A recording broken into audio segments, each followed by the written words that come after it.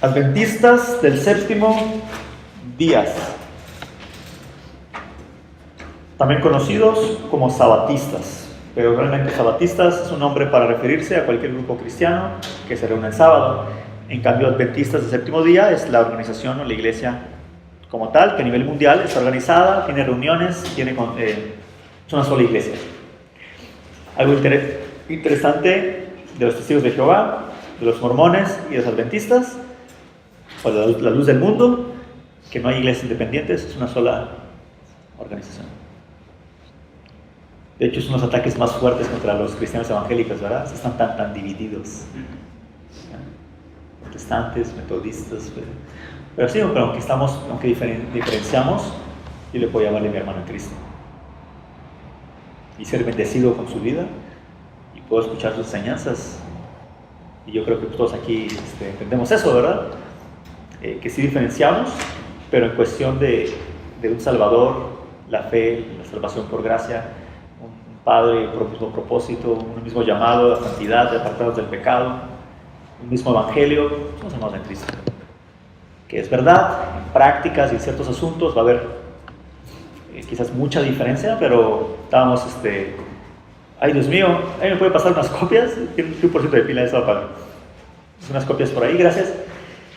Estábamos en este grupo de Nacatlán, pues había los chicos que tocaban la guitarra, y pues uno toca más canciones más movidas, veces que puedes danzar, y hasta nos pusimos a danzar.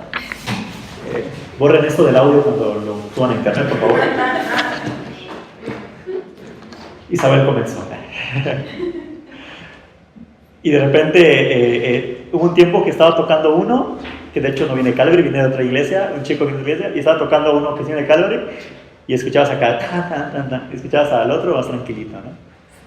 Y entonces así como que iba con el otro, le digo, no, contigo no puedo danzar, juego con el otro, ¿no? Y es verdad, es un argumento muy sólido para atacar a nosotros como evangélicos, como cristianos, protestantes. No somos protestantes, pero bueno, esta categoría es verdad, las denominaciones. Pero entendemos que las denominaciones son irrelevantes cuando estemos en la presencia de Dios, ¿verdad?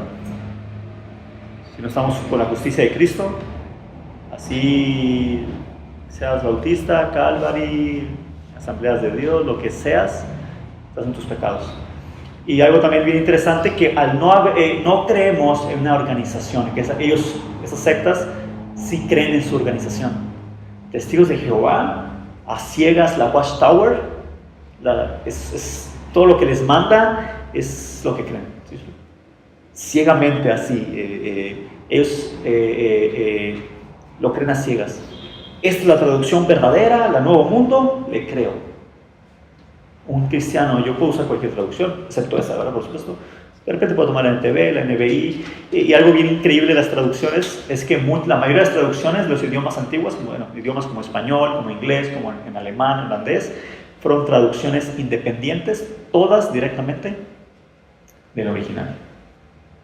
En cambio ellos no, tienen una traducción, y esa traducción se traduce a todos los idiomas y se distribuye. Pero es la misma traducción, en esencia, no sé si me explico. O sea, se tradujo al inglés, esa es la traducción, y la que tenemos en español de los Testigos de Jehová no es que directamente le hicieron del original, sino que del inglés lo tradujeron al español.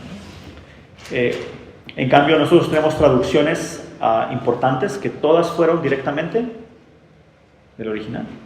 Gente que no se conocía, ¿me explico?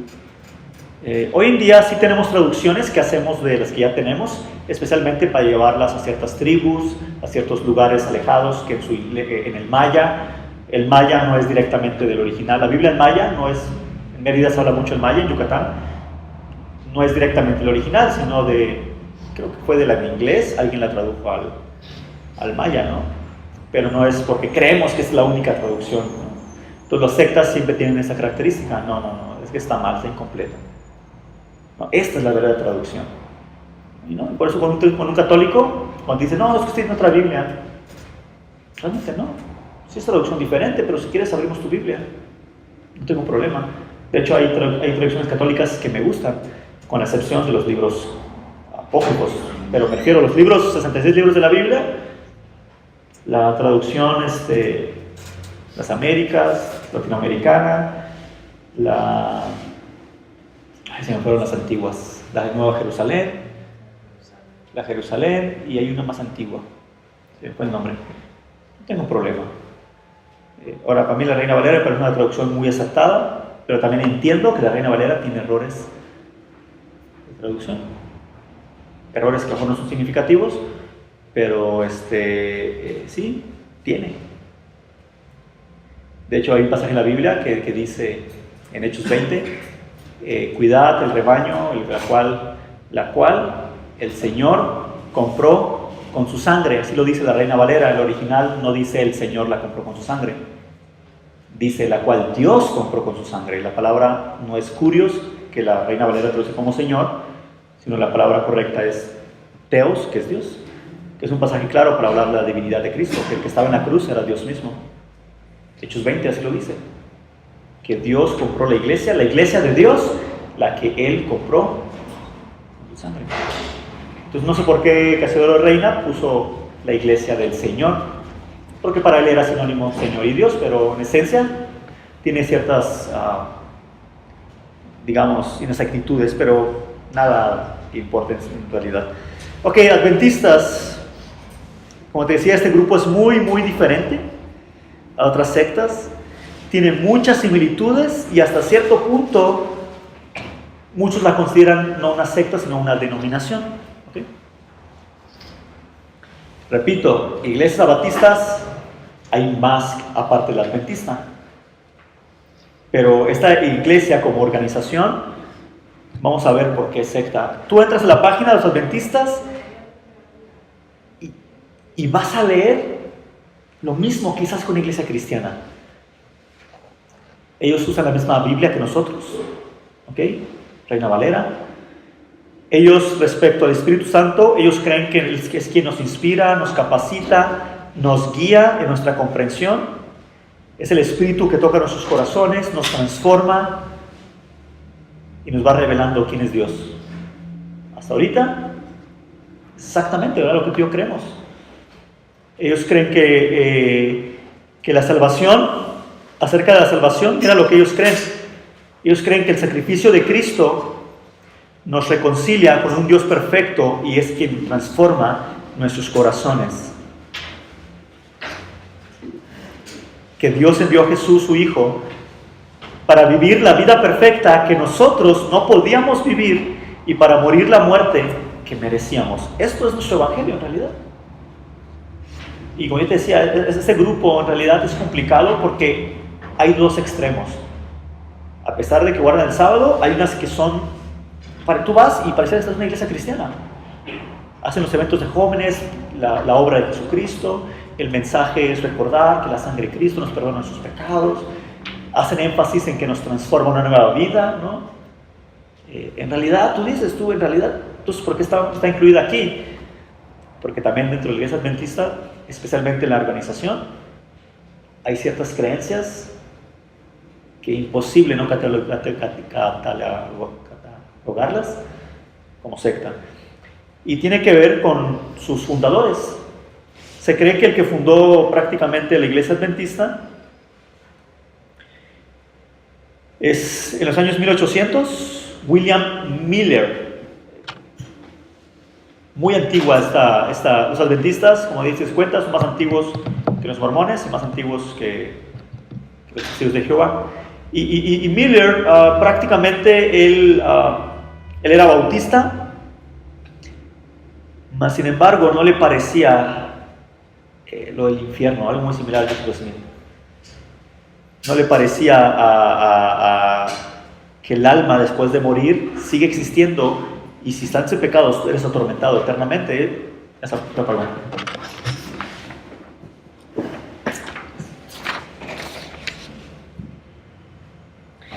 En este momento había mucha discusión respecto al retorno de Cristo. Y miles de seguidores de Miller que ya tenían aceptaron la predicción de la venida de Cristo y él fijó una fecha, tal y como todos Creo que es una característica también de muchos sectarios, ¿verdad? Que profetizan fecha, día de la venida de Cristo. ¿Y qué dice la Biblia? El día y la hora, nadie la sabe. Es más, cuando quisieron preguntarle los discípulos a Jesús cuándo restauraría todas las cosas y vendría y establecería su reino, Jesús le dijo: a ustedes no les toca saber los tiempos y las sazones que nuestro Padre ha puesto en su sola potestad. Pero resulta que Miller, basado en una profecía del libro de Daniel, aquí está Daniel 9:24, Daniel 8:14, que menciona 2330 tardes y mañanas. Él interpretó que eran años y hizo las fechas desde que el templo fue prácticamente purificado y levantado, y dio la fecha exactamente de 1843, que posteriormente la tuvo que cambiar al 44. No, me equivoqué en los cálculos matemáticos, es en el 44. Lo mismo que todos los demás. Sucedió la fecha y no ocurrió nada.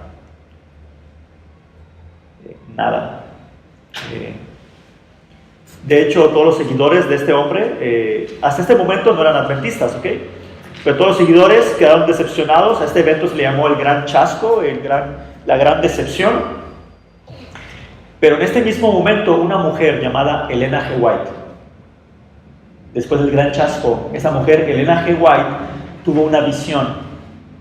Y en esta visión, supuestamente Dios le mostró que Jesucristo descendió, pero se equivocaron de lugar. No iba a ser a la tierra, sino que descendió al templo espiritual para terminar de hacer la expiación de los pecados.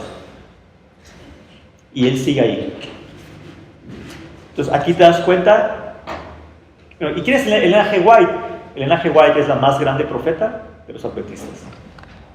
Entonces no te das cuenta que aunque practicas, hoy en día tú vas a iglesias adventistas y vas a poder encontrar inclusive un servicio adventista predicando: Jesucristo murió por sus pecados. El énfasis de que el Espíritu Santo nos puede transformar. Y todo esto, pero detrás de eso está esto de que te estoy platicando. Elena G. White se convirtió en una mujer que desde temprana edad recibió muchas visiones, y ella fue la que empezó a traer revelación a la iglesia. Mira, si estás ahí, déjame rápidamente, nos vamos a la vuelta.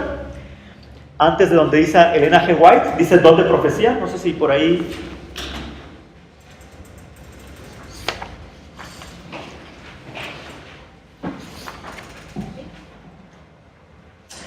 Esto lo saqué también directamente de la página de los adventistas, en su página oficial. Dice: el don de profecía, como en los tiempos bíblicos, en los últimos días el Espíritu Santo ha bendecido al pueblo de Dios con el don de profecía. Alguien que demostró ese don fue la Elena G. White, una de las fundadoras de la iglesia adventista del séptimo día. Uno de los dones del Espíritu Santo es el de profecía. Este don es una de las características distintivas de la iglesia remanente y se manifestó en el ministerio de Elena G. White. Como mensajera del Señor, sus escritos son una permanente y autorizada fuente de verdad y proveen consuelo, dirección, instrucción y corrección a la iglesia.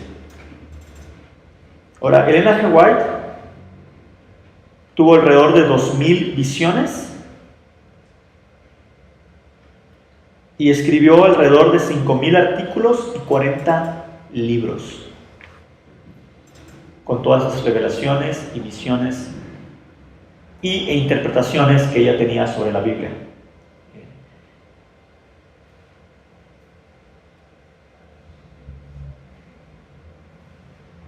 ¿De qué tratan sus artículos y sus libros?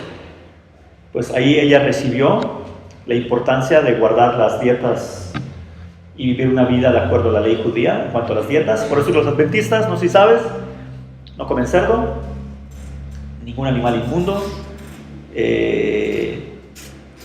Sí, prácticamente, ¿verdad? Guardan la ley judía. No pueden comer langosta, no pueden comer camarones. En Yucatán es horrible ser adventista, porque el 90% de lo que comemos es puerco. O sea, 5 de los 7, bueno, hay gente que usa más el pollo, pero casi todas las cosas típicas de Yucatán lleva puerco.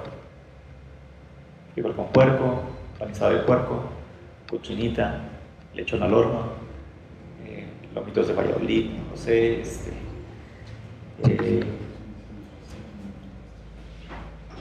puerco a la yucateca, ¿cómo le llaman? Bistec a la yucateca, ¿cómo le llaman? Bistec con papas, hay bistecs son de puerco, bistec con papas, las albóndigas son de puerco, el hambre, ¿verdad? El potaje lleva puerco, todo es puerco, cochinita. Y también hay muchos adventistas en Yucatán. Pero hasta ahorita, ¿qué dice la Biblia respecto a esto?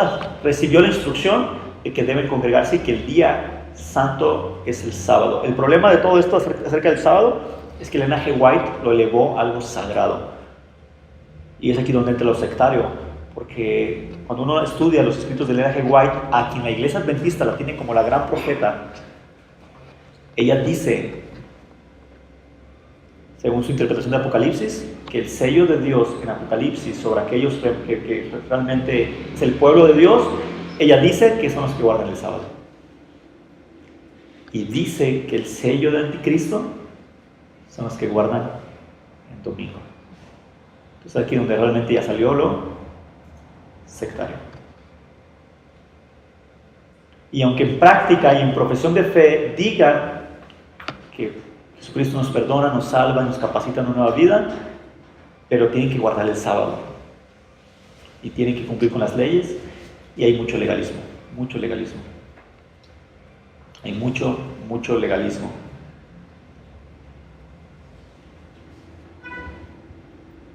Ahora, ¿cómo es que aquí puede haber gente salva, gente creyente verdadera? Pues muy sencillo. Tienen la Biblia, leyendo la Biblia. Hasta cierto punto se predica el Evangelio de Jesucristo muriendo en la cruz para el perdón de sus pecados. Pero ellos no creen en el infierno. Ellos creen que el alma es aniquilada. Que cuando tú mueres, tu alma queda dormida, sin conciencia, sin pensar, sin nada, esperando la resurrección de los muertos, donde esa alma Dios la va a despertar, trayéndola de nuevo al cuerpo, y serán arrojados a lo que le llaman el lago de fuego del infierno, pero ahí eres aniquilado y desapareces. Es lo que ellos creen.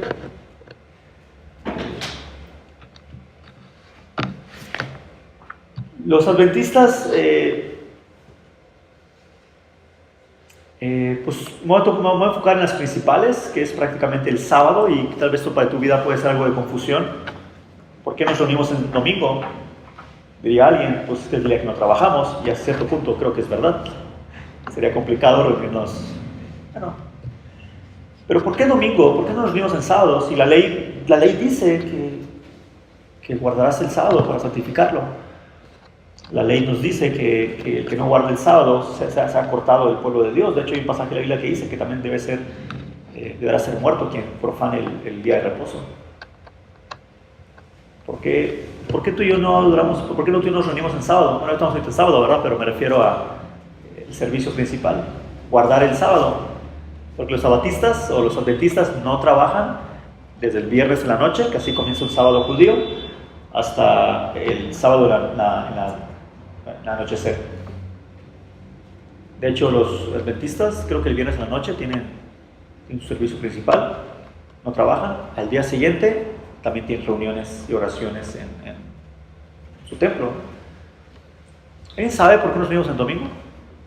¿O por qué no guardamos el sábado? Y dirá alguien, pues es que no estamos bajo la ley. Sí, pero en los mismos mandamientos Dios dijo que no robes. Es una razón. El domingo nosotros celebramos la resurrección de Jesucristo, porque Jesucristo resucitó el primer día de la semana, que es domingo. Eso es una. Nuestra reunión es de adoración. ¿Por qué? Pero ¿por qué no el sábado? Y vamos a pasajes de la Biblia, nada más para ver esto rápidamente. Juan capítulo 14, Romanos capítulo 14. Romanos 14.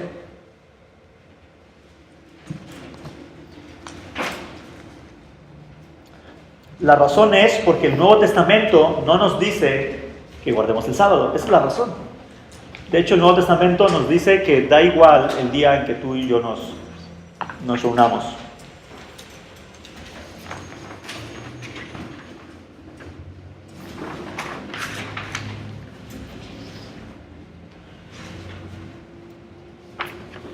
Chíspales.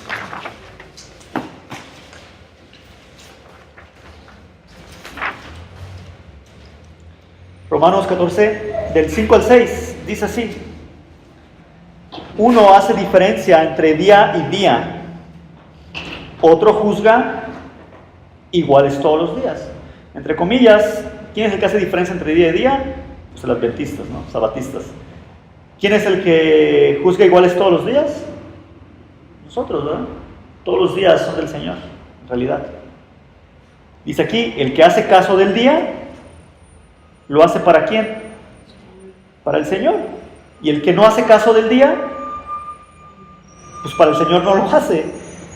Y aquí menciona igual las dietas. El que come, para el Señor come, pero da gracias a Dios. Y el que no come, para el Señor no come, y da gracias a Dios. Mira, versículo 1 dice: reciban al débil en la fe. No para contender sobre opiniones, porque uno cree que se ha de comer de todo, y otro que es débil come legumbres. Tú haces preguntas. ¿La Biblia le llama débil en la fe? ¿A quién? ¿Al que guarda las dietas o al que no guarda las dietas? Al que guarda. O sea, si yo soy alguien que digo, no, pero la ley me prohíbe que debo comer carne, y yo, por temor a la ley, guardo las dietas, la Biblia dice, él es débil de la fe. No ha traído Dios esa convicción a su vida de que eso ya no es necesario. Aquí está hablando no, obviamente no los adventistas, está hablando de los judíos que se convertían al Señor, pero no podían dejar de guardar la dieta porque decían, no, pero no puedo. O sea, creo en el Señor Jesucristo y creo que Él murió por mí, pero no puedo dejar la dieta. Estaría en contra de la Biblia, ¿no? La Biblia le llama débil en la fe. Entonces, el que se convertía, fíjate qué interesante, el judío que se convertía, algo que vamos a ver ahorita, la iglesia se congregaba en domingo. Aunque los adventistas dicen que no, pero ahorita vamos a ver que realmente se dice la Biblia eso. Entonces, yo soy judío, me vuelvo cristiano, y ahora ¿qué día tengo que empezar a guardar? El domingo, ¿no es verdad? Pero yo digo, no, ¿cómo? Es el sábado. ¿Cómo voy a dejar de guardar el sábado? ¿Cómo la Biblia me llama a mí? Débil en la fe. Entonces, Colosenses 2:16. Colosenses 2:16.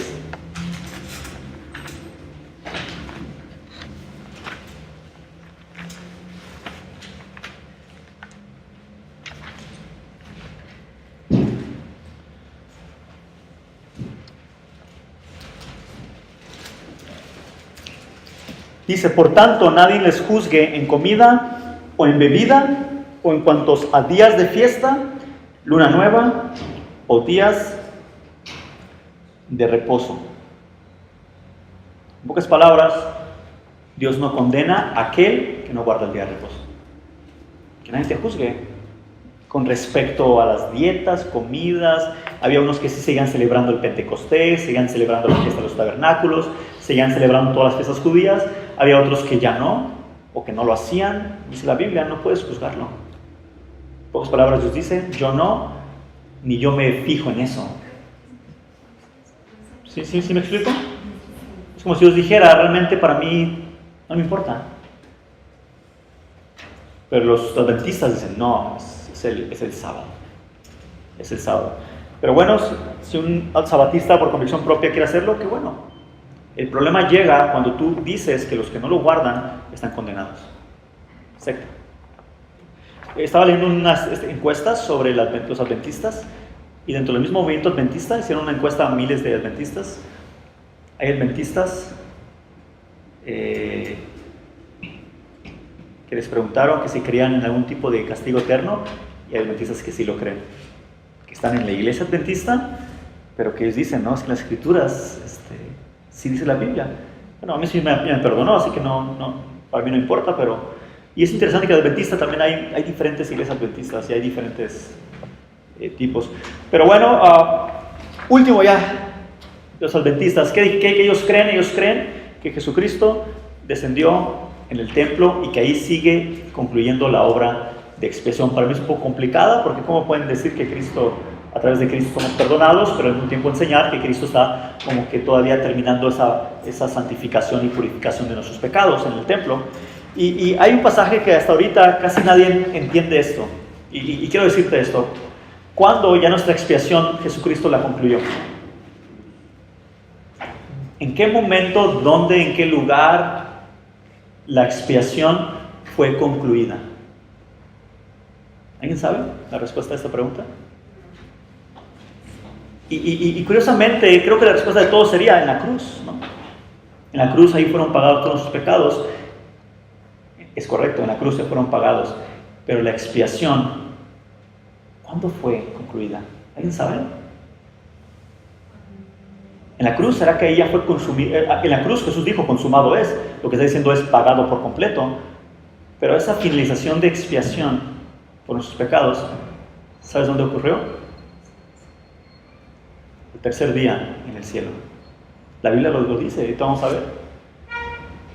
Y si no me crees, pues vamos al libro de Hebreos, ya para terminar, el libro de Hebreos. Hebreos capítulo 9.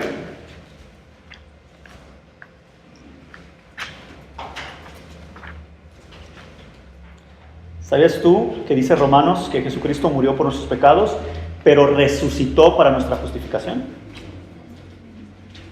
Que si Jesucristo no hubiera resucitado, dice 1 Corintios, aún están en sus pecados. ¿Eso dice 1 Corintios 15? Sí, eso dice. Que si Cristo no resucitó, vana es nuestra fe y aún están en sus pecados. ¿Qué significa eso? Que en la cruz sí fueron pagados, pero ahí todavía no había hecho la expiación por nuestros pecados. Tenía que resucitar e ir a la presencia de Dios y llevar su sangre. Es algo quizás no tan importante, porque con creer que Jesucristo murió en la cruz por nosotros es suficiente, pero es doctrina bíblica que a veces uno ignora. Pero yo te cité dos pasajes, en Romanos creo que es 14, que dice que Jesucristo fue muerto por nuestros pecados, pero resucitó para nuestra justificación. 1 Corintios 15, que si Jesucristo no resucitó, aún están en sus pecados. ¿Se han leído esos dos pasajes? ¿O quieres que te dé las referencias? Porque esos creo que no están acá. Y miren, yo realmente a San Gogle, ¿verdad? Resucitó para nuestra justificación. Romanos 4:25, no era 14. Romanos 4:25, ahí dice que Él resucitó para nuestra justificación y aún están en vuestros pecados.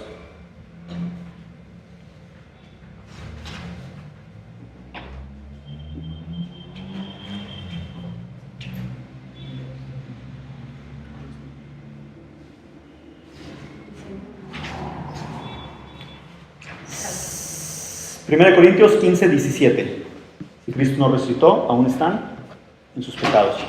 Ahora sí, Hebreos capítulo 9, versículo 1. Este va a ser el último que vamos a ver de ellos. ¿Sí? Pero déjenme llegar allá porque no vamos a leerlos todos los versículos. Ahí sí van a tener que seguir. Yo, te soy sincero, yo tenía como 3 años de cristiano cuando aprendí esto. Yo hasta que dije, ¿en serio? Yo creí que en la cruz, sí, dice la Biblia, fue clavada el acta de decretos. En la cruz Jesús dijo, consumado es. En la cruz fueron pagados sus pecados, es verdad. Pero había una obra que tenía que hacer nuestro sumo sacerdote. Tal y como en el Antiguo Testamento, fuera en el atrio, debajo del cielo, sacrificaba el animal. Y después, ¿qué hacía con la sangre del animal? Tomaba la sangre, nos dice Levítico, e iba ¿a dónde? Detrás del velo, al lugar santísimo, y ahí presentaba la sangre. Es lo que hacía el sumo sacerdote, Levítico 16.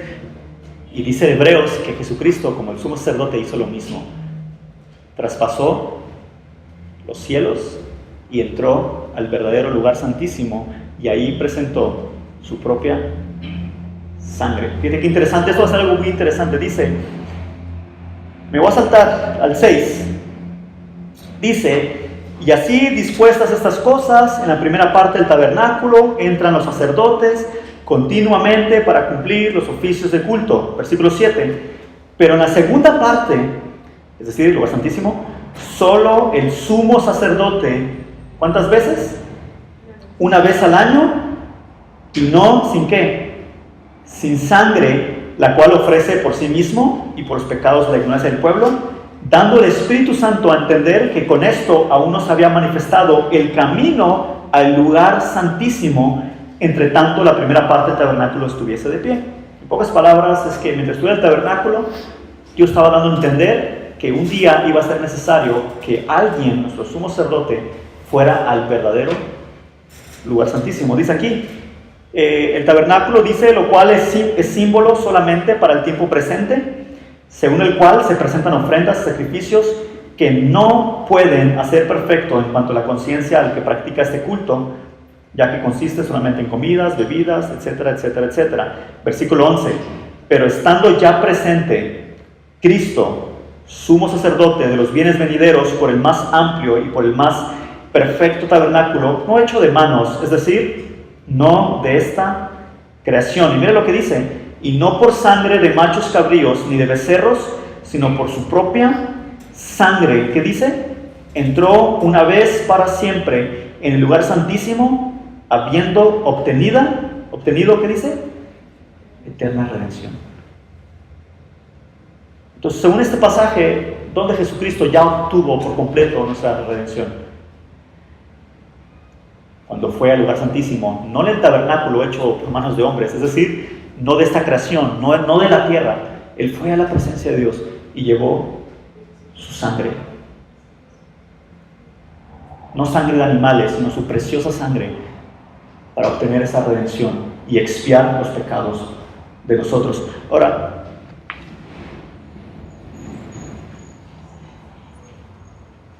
acompáñame, 24.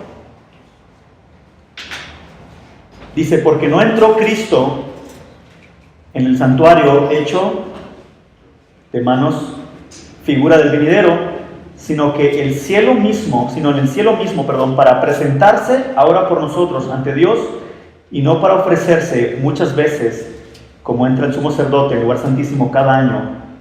De otra manera le hubiera sido necesario padecer muchas veces.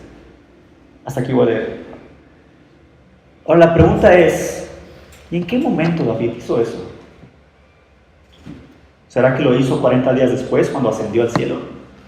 ¿Cuándo hizo esto? Y mira, por el tiempo no vamos a poder verlo así de detalle. Aquí te puse la pregunta, ¿y cuándo entró? ¿Cuándo entró? Y ahí te puse Juan 20 del 15 al 17. Y te voy a explicar esto. ¿Recuerdas cuando las mujeres fueron a la tumba a buscar a Jesús? Y recuerdas que después de que los ángeles le dieron el mensaje, ¿quién se les apareció a María en la tumba? Jesús, ¿te acuerdas? Y cuando María descubrió que era Jesús, que ya estaba vivo, resucitado, y lo vio, ¿qué hizo María? Dijo, Raboni. Y dice que quiso abrazarlo, pero Jesús dijo algo bien interesante. No me toques. Y nos dice, ¿por qué Jesús dice eso? No me toques. Me es necesario subir a mi Padre, que es su Padre, a mi Dios, que es su Dios. No me toques. Y bien interesante esa historia, porque cuando iban camino, Jesucristo se le aparece a las mujeres y ya es donde lo abrazan. Después con los discípulos se le aparece y Tomás, tócame. ¿Por qué fue sangrón con María, verdad? Porque recién había resucitado. Y cuando María lo ve, quiere abrazarlo, dice, no me toques. tengo que subir primero a mi Padre, a su Padre, a mi Dios, a su Dios. Y en ese momento Jesucristo llevó su sangre para expiar nuestros pecados. Por eso dice la Biblia, murió por nuestros pecados, pero resucitó para nuestra justificación, para poder llevar esa sangre a la presencia del Padre y expiar los pecados. Una vez. Entonces, cuando los adventistas dicen que en el año 1914 Jesucristo descendió al templo en el cielo para concluir, aquí dice en Colosenses que Él ya entró, habla en pasado, ya ocurrió. Sabemos qué ocurrió en ese momento. Así que esa mentira de que Él anda ahí en el templo, no, Él ahora, dice la Biblia, los pasajes, que después de haber obtenido eterna redención, se sentó a la diestra del Padre, esperando que Él ponga a sus enemigos bajo sus pies. Jesucristo ya está simplemente sentado en su trono, esperando ese día donde Él vendrá y todos sus enemigos serán postrados a sus pies. Él ya no va a venir como sacerdote, Él viene ya como rey. Su primera venida vino como sacerdote a expiar nuestros pecados. Su segunda venida viene como rey. Entonces,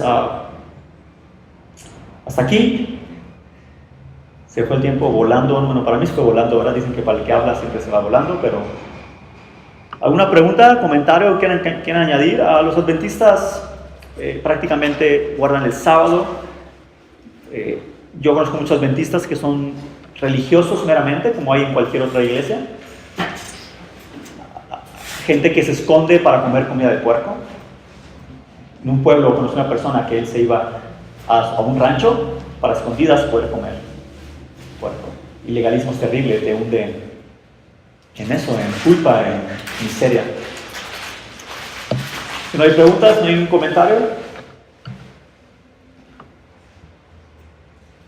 Respecto a que dejamos de existir cuando morimos, ellos creen que cuando mueres dejamos de existir.